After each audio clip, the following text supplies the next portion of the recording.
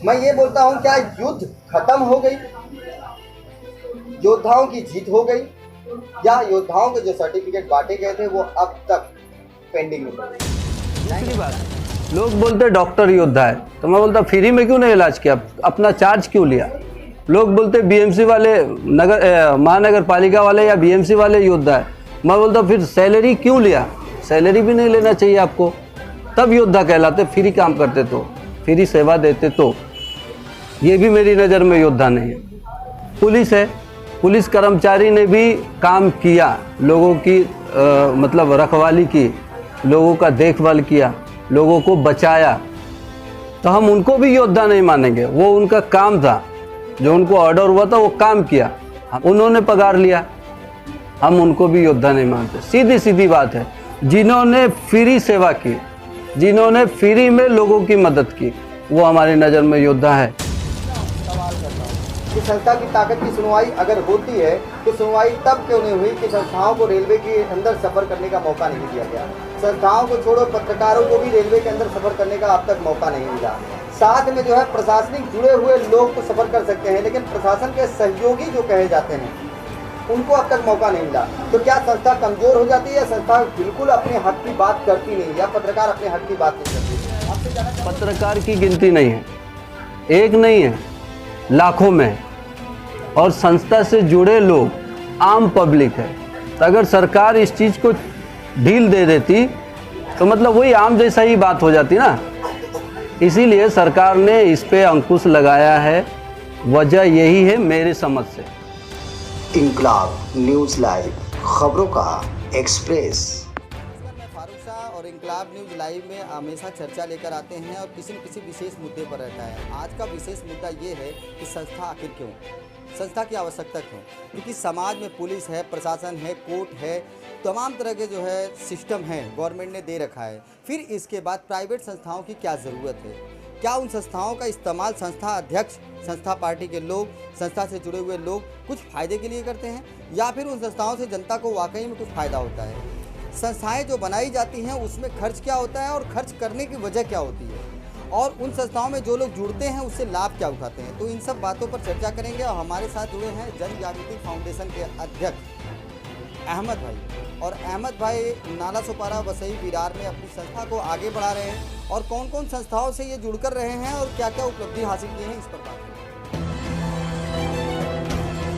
Sir ऐसा है, आज के दिन जो हमारा बर्थडे है, जन्मदिन है जिसको बोलते हैं हम, तो ये आज हमारा जन्मदिन था, इसलिए हमारी संस्था के लोगों को हमने बुलाया और एक दूसरे से मिलवाया, ताकि एक दूसरे का कहीं काम उम अटकता है या कुछ भी बात है तो वो एक दूसरे से मिले और मिलके एक दूसरे का हाथ बटाए।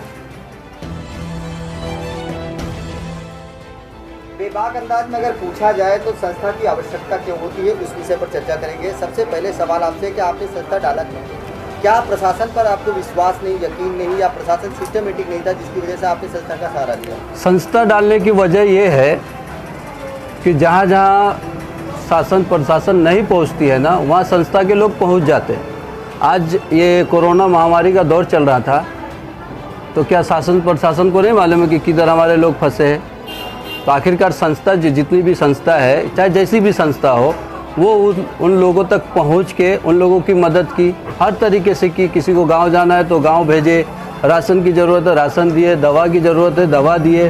तो हम लोग इसीलिए संस्था बनाते हैं कि हम एक दूसरे की मदद करें। ये हमारे ब्लड में होता है, सेवा करना ब्लड में होता है। उस हिसाब से हम लोग एक दूसरे की मदद करने के ही हिसाब से संस्था रजिस्ट्रेशन कराते हैं या संस्था चलाते हैं। शासन प्रशासन अपना काम करती है और हम लोग अपना काम करते हैं। संस्था बनाने के बाद संस्था को आवश्यकता पड़ती है पैसे की। हाँ, और ये पैसा अर्जित करने के लिए आपके पास क्या साधन है जिससे आप अर्जित कर लेते हो? हमारी संस्था के जो भी पदाधिकारी हैं सब अपने अपने मेहनत की कमाई थोड़ा बहुत देते हैं। हम कोई बड़ा मतलब बड़ा प्रोग्राम नहीं कर रहे जिससे लाख 2 लाख 5 लाख 10 लाख खर्चा हो। हम एक लिमिट से काम करते हैं। अगर किसी को हॉस्पिटल की ज़रूरत है, मैं हॉस्पिटल वाले से रिक्वेस्ट करते, हॉस्पिटल वाले उनका जो भी बिल उल होता है वो कम करते। उस हिसाब से हम लोग फाउंडेशन के लोग हैं, रातों दिन मेहनत करते, लोगों के लिए खड़े रहते हैं। ये काम हम लोग करते हैं। सवाल यही आता है कि मामला रिक्वेस्ट तक ही है या फिर रिक्वेस्ट के साथ साथ इसमें दबाव भी रहता है, लोगों को डराया जाता है। संस्थाओं के नाम पर कई जगह ऐसा मामला आया कि जब कोई विवाद होता है किसी का और कहीं से कोई रास्ता नहीं निकलता तो लोग संस्थाओं के अध्यक्ष और संस्थाओं के पार्टी के लोगों से जुड़ के अपना काम निकालते हैं। तो क्या ऐसी स्थिति में सुनने में आता है, अक्सर देखा गया है कि उसमें भी कोई चार्जेस पे किए जाते हैं? क्या ऐसा कोई समस्या है या फिर ऐसी कोई रास्ता निकाला जाता है जिसमें कि संस्थाएं अपने आय को अर्जित करने के लिए लोगों के मैटर पटाते हैं और लोगों के काम आने के लिए बदले में आय देते हैं? नहीं, बिल्कुल ये आपका सवाल गलत है। कोई भी संस्था वो काम नहीं करती है जो लोगों को तकलीफ पहुंचाए। अब आपका कहना है कि जब हम कोई मैटर पटाते तो उसका हम चार्ज लेते हैं, नहीं लेते चार्ज। हम लोग खुशी खुशी उनका काम करते हैं और उनका मसला हल कैसे करते हैं कि जैसे आपने शिकायत किया कि भाई हमारा फलाने आदमी ने इतना लेके रखा है, नहीं दे रहा, तो हम उनको भी हम बोलते कि हमको तुम पहले एक लिखित दो, फिर हम उनको बुलाएंगे। तो आप हमको लिखित देते, फिर मैं उनको बुलाता हूँ, दोनों को बैठा के बात कराता हूँ, मसला हल हो जाता है। तो उसमें लेना ना लेना वो तो अलग बात है, वो हम लोग तो किसी से कोई चार्ज लेते नहीं। आप इस बात को मानते हैं क्या क्या एक व्यक्ति अकेला अगर प्रशासनिक लोगों के पास जाता है तो उसकी सुनवाई कम होती है और संस्था के माध्यम से सुनवाई ज़्यादा होती है, ऐसा कुछ विशेष? जी बिल्कुल बिल्कुल, ये बात सही है। आप मदर टेरेसा का वाक़या ले लीजिए, अन्ना हजारे का वाक़या ले लीजिए, अकेला तो कोई सुनने वाला है नहीं। अन्ना हजारे ने लोकपाल बिल के लिए ऐसे आवाज़ लगाई, सुनवाई नहीं हुई, तो दिल्ली में धरने पर बैठे सुनवाई हुई, सरकार ने माना। भले आगे का प्रोसीजर क्या था नहीं था वो तो बात की बात है। और जो मदर टेरेसा है उनका तो नाम आपने सुना होगा। मदर टेरेसा ने हक दिलाने के लिए जेल भी गई, भूखा भी रही, हर तरीके से उन्होंने काम किया। तो ये होता है ताकत, यूनिटी की ताकत जो बोलते हैं ना, वो ये होती है। हम लोग जब किसी अधिकारी के पास जाते हैं वो हमारी इज्जत करते हैं और जो हमारा काम फंसा रहता है वो काम पूरा करके देते हैं। लीगली तरीके से करते, कोई अनलीगल तरीके से कोई काम नहीं होता है। लीगली तरीके से अगर आपका कुछ डॉक्यूमेंट्स कम है या ज़्यादा है, आपको नॉलेज नहीं है, तो हमको भगवान ने नॉलेज दिया, ईश्वर ने नॉलेज दिया, वो हम नॉलेज आपको बताते, सीधा रास्ता बताते कि इस रास्ते पे चलो तुम्हारा काम होगा। काम तो होता है लेकिन तरीका चाहिए काम करने का, तो हम लोग तरीका बताते हैं उनको, तरीके पे चलते उनका काम हो जाता है। प्रशासन हमारी बात मानते हैं, एक आदमी की बात कोई नहीं सुनता, 10 आदमी जाते तो मानते हैं। आप संस्थाओं के जो जुड़े हुए लोग हैं उन्हीं की मदद करते हैं या फिर जो संस्था से नहीं जुड़े हुए हैं जब आपके पास आते हैं तो उनकी भी मदद करते हैं, वो कैसा रहा? सर आपने खुद देखा होगा कि हमारे संस्था के पद अधिकारियों ने राशन लेके, खाना लेके रोड पे बांटे। वो हमारी संस्था के लोग नहीं थे, अन्ना कोई जात धर्म भेदभाव ये सब तो कुछ है ही नहीं, लेकिन हमारे संस्था के लोग नहीं थे वो लोग। हम लोगों ने उन लोगों तक भी राशन पहुंचाया और आपने हमारा न्यूज़ भी कवर किया होगा, आपके पास वो वीडियो भी होगा, शायद आपने डाला नहीं डाला वो तो बात की बात है, लेकिन आपने देखा है कि हम गली गली में जाके, घर घर जाके लोगों की मदद की है। उसमें हमने संस्था का है कि नहीं है वो नहीं देखे, ज़रूरतमंद है ये देखे। कोरोना के दौर में सबको जान की पड़ी थी, लेकिन फिर भी हम लोगों ने अपनी जान की परवाह किए बगैर लोगों तक पहुँचे। ये तो कठिनाई थी, कभी पेट्रोल पंप बंद है, तो कभी ट्रेन में आना जाना बंद है, कभी बस बंद है, कभी रिक्शा बंद है। हम लोगों ने अपनी सवारी भी ये करके इंतज़ाम करके या रिक्शा का इंतज़ाम करके हम लोग ये सब काम किए। ये तो कठिनाई थी लेकिन हम लोगों ने उसको भी झेल लिया।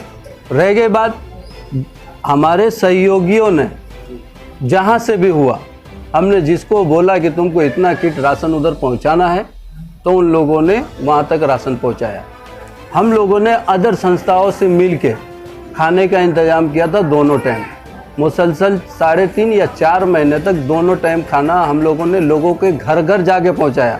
हमारे नाला सुपारा में देखिए संतोष भवन है, बिलाल पाड़ा है, दानो बाग है, वाकन पाड़ा है, ये सब एरिया में आप जाके रिपोर्ट कर सकते हैं कि जन जागृति फाउंडेशन वाले ने क्या किया आप लोग के लिए, तो खुद ही आपको जवाब देंगे कि उन्होंने हमारे को खाना दोनों टाइम पहुँचाया।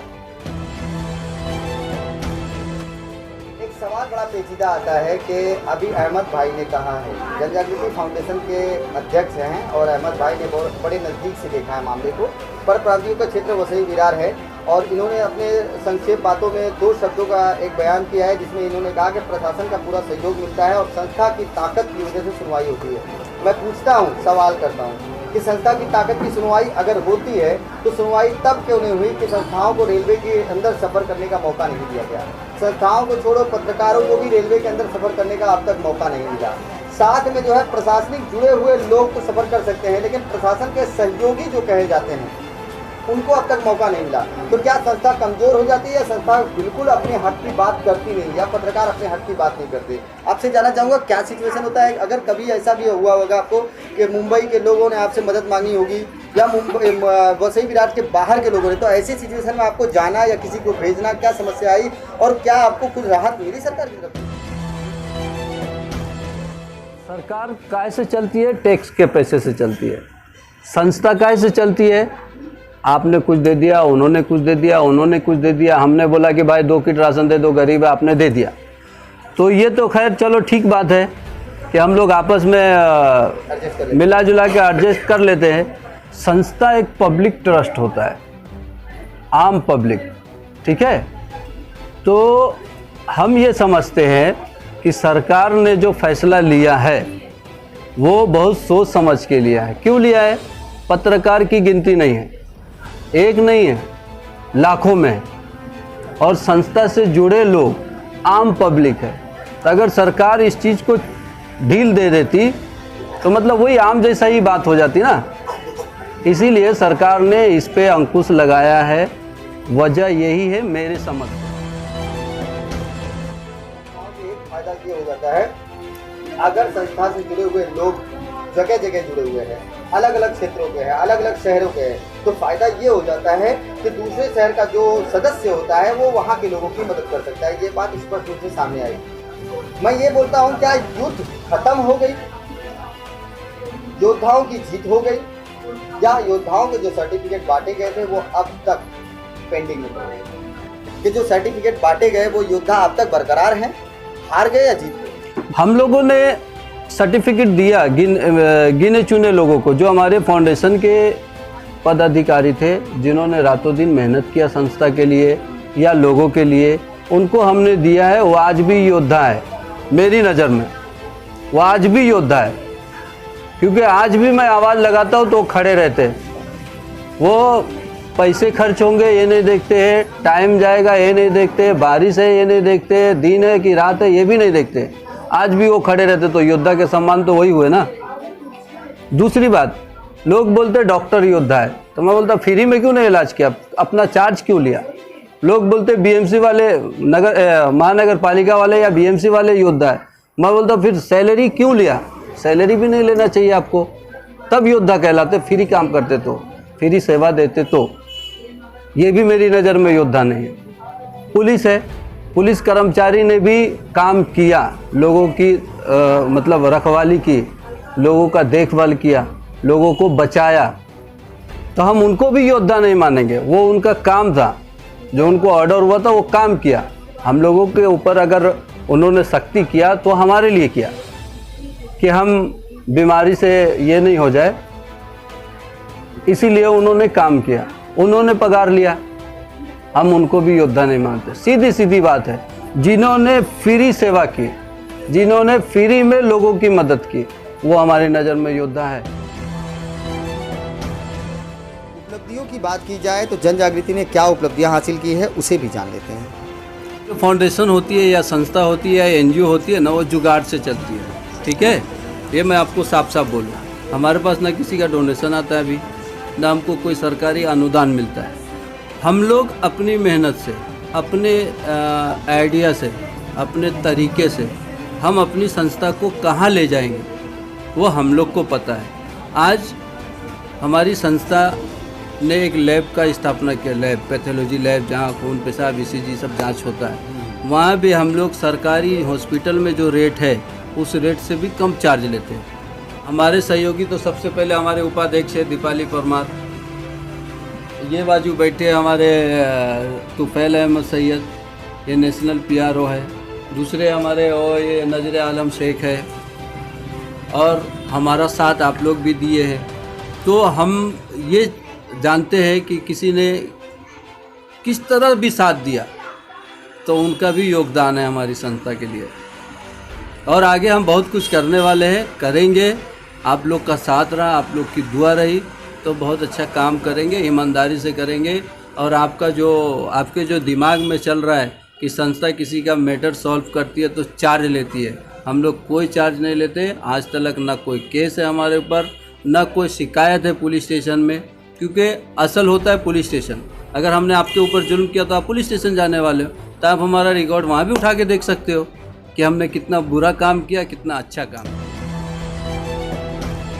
उन्होंने बहुत खूब कही है, योद्धा हम उनको नहीं मानते जो सर्विस चार्ज लेते हैं, और योद्धाओं की श्रेणी में वो लोग ही आएंगे जो निःशुल्क सेवा देते हैं। युद्ध यहाँ किससे था?